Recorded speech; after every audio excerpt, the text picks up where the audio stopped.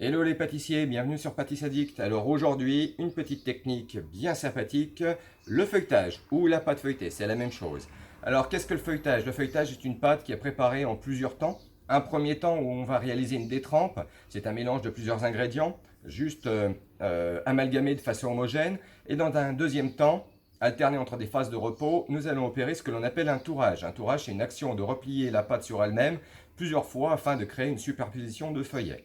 Et c'est donc cette petite superposition de feuillets qui va nous donner un effet de feuilleté au four. Alors, pour faire la détrempe, on va avoir besoin de farine, 500 g de farine. On va mettre les 10 g de sel avec. On les mélange très succinctement. On va créer une petite fontaine. Dedans, on met 250 g d'eau fraîche. Et le beurre fondu froid dedans. Et là, on va aller chercher la farine sur le bord. Donc, on n'y va pas trop vite pour pas que ça s'écoule sur le plan de travail. Et lorsque on est bien avancé, on va utiliser la corne pour ne pas donner trop de corps à notre détrempe. Donc on privilégiera une farine spéciale feuilletage. C'est des farines qui sont un petit peu plus pauvres en gluten et qui ont des gluten un peu plus faciles à travailler. Ça va nous permettre de pouvoir travailler avec des fréquences un petit peu plus rapides. Ceci dit, si vous n'en avez pas, une farine pâtissière type 55 fera très bien l'affaire. Voilà, on voit, on coupe comme ça, on ramasse toujours ce qu'il y a sur son plan de travail pour qu'il soit toujours propre.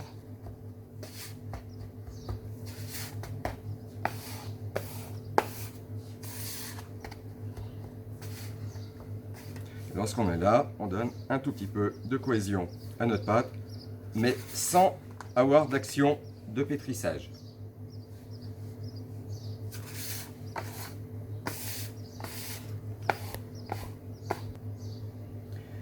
Voilà, là on va arriver, notre pâte, notre petit pâton, il est prêt. On le met légèrement en forme. Et là dessus, afin de faciliter la détente du produit, on va créer des petites incisions avec un couteau. Ça coupe un peu le corps et ça va nous permettre de donner une forme bien rectangulaire à notre petit pâton. Donc, un film, on protège toujours sous film tous les pâtons. Donc, voilà. On utilise le rouleau pour déplacer la pâte d'un côté et de l'autre. Donc toujours on essaye de travailler de façon rationnelle, d'avoir des pâtes ou des pâtons qui sont faciles à reprendre derrière.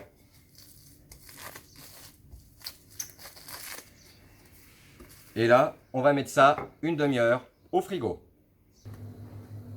Alors, pendant que notre détrempe est au frigo, qu'elle reprend le froid, nous allons préparer notre beurre. Alors là, j'ai du beurre tourage, du beurre 84% de matière grasse. C'est des beurres qui sont un peu plus structurés, qui ont une meilleure plasticité. Donc ça va nous permettre d'avoir un feuilletage qui soit un petit peu moins mou, entourage, et encore plus, qui se tiendra un peu plus lorsqu'on travaillera en ambiance chaude.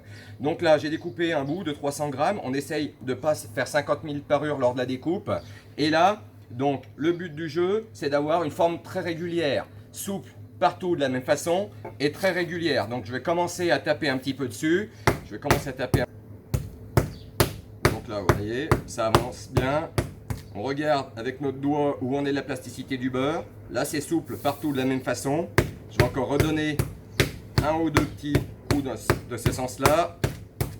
Et là, après, je vais emprisonner mon beurre pour faire quelque chose de très régulier dans le papier. Voilà, un petit coup de rouleau. Ça me permet d'avoir des arêtes bien droites. Et je vais en faire de même sur les bouts. Et de l'autre côté, j'opère de la même façon. Toujours important d'avoir des beurres qui qui sont bien préparés, à la bonne texture et surtout qui ont une jolie forme au départ. C'est la forme que vous allez avoir ici qui va déterminer quasiment toute la forme de votre pâton par la suite. Voilà. Et là, donc on réserve le beurre au frais en attendant que notre détrempe soit bonne. Et bien voilà, maintenant notre détrempe a passé une demi-heure au frigo. Elle s'est rafraîchie. Elle a repris un peu de fermeté. Maintenant, on va faire une action qui s'appelle le beurrage. Le beurrage, c'est l'action de mettre le beurre dans la détrempe. Donc là, on va se baser sur les dimensions de notre beurre qu'on avait prévu. Là, on va avoir la largeur de notre pâton. Vous voyez qu'on y est presque. Et puis pour la longueur, on va essayer de se calquer sur 2 fois la largeur. Vous voyez un petit peu, voilà ce que ça donne. Allez, donc, dans un premier temps, je vais commencer à l'étendre.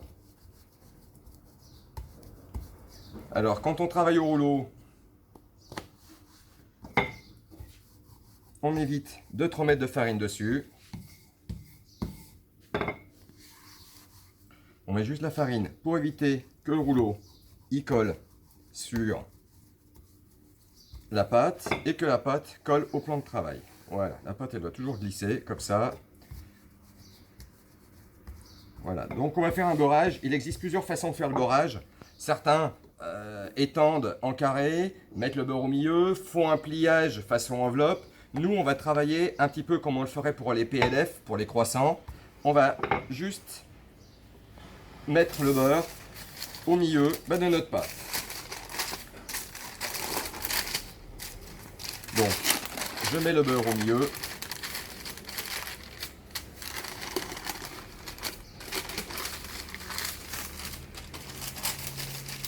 Voilà, et là je vais venir replier, voilà, dessus, là, on fait quelque chose de bien régulier, et lorsqu'on en est là, on vient donner des petits coups de rouleau, afin de bien fermer.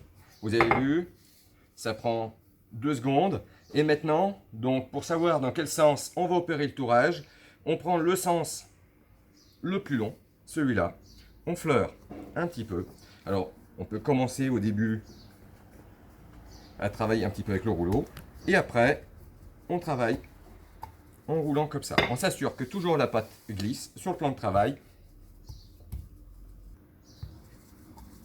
Voilà. Et lorsqu'on a environ pour 500 grammes de farine la longueur d'un plan de travail, on va faire un pliage en portefeuille.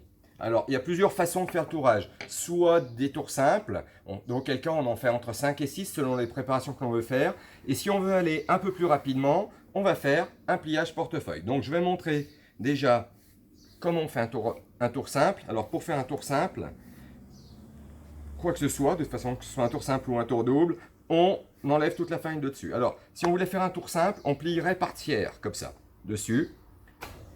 Et on ramène. Voilà, là on a un tour simple. Mais nous, on va faire ce qu'on appelle un tour double. Alors, un tour double, on fait un petit rabat d'un côté. On ramène la pâte de l'autre côté. On n'y fait jamais chevaucher au milieu, mais légèrement décalé. Et on replie. Voilà. Et donc là, on a 4 couches de feuilletage. À ce moment-là, on met juste un tout petit coup de rouleau pour souder. Et on va mettre notre pâte au frigo pendant environ 20 minutes, une petite demi-heure. Attention, on met toujours un petit papier guitare dessus ou un petit film plastique pour éviter que la pâte ait le croûte. Et bien voilà, notre pâton a passé une demi-heure au frigo. Donc l'été, lorsqu'il fait chaud, vous pouvez très bien le passer quelques minutes au grand froid, au congélateur, pour accélérer un petit peu le raffermissement du pâton. Là voilà, donc notre pâton l'a passé une demi-heure au frigo. On va lui donner le second tour double. Donc voilà, on y va.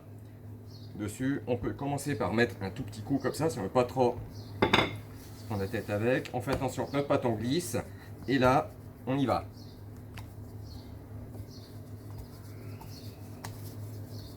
Voilà, notre pâton va être étendu correctement. On s'assure que ce soit à peu près régulier tout le long. Voilà, et lorsqu'on est étendu, comme ça, on prend bien l'habitude d'enlever l'excédent de farine. Voilà, Prenez l'habitude, lorsque vous travaillez une pâte, d'enlever toujours l'excédent de farine. Ça n'apporte absolument rien à la préparation. Au contraire, parfois, c'est plus néfaste au fait d'avoir une bonne qualité. Là, vous arrivez dessus. Et après, encore une fois, on enlève l'excédent de farine. Et là, donc, on vient de terminer notre deuxième tour double. Donc, comme d'habitude, on le fait passer un petit moment au frigo, toujours en le protégeant avec une petite feuille de petit guitare ou un petit bout de film.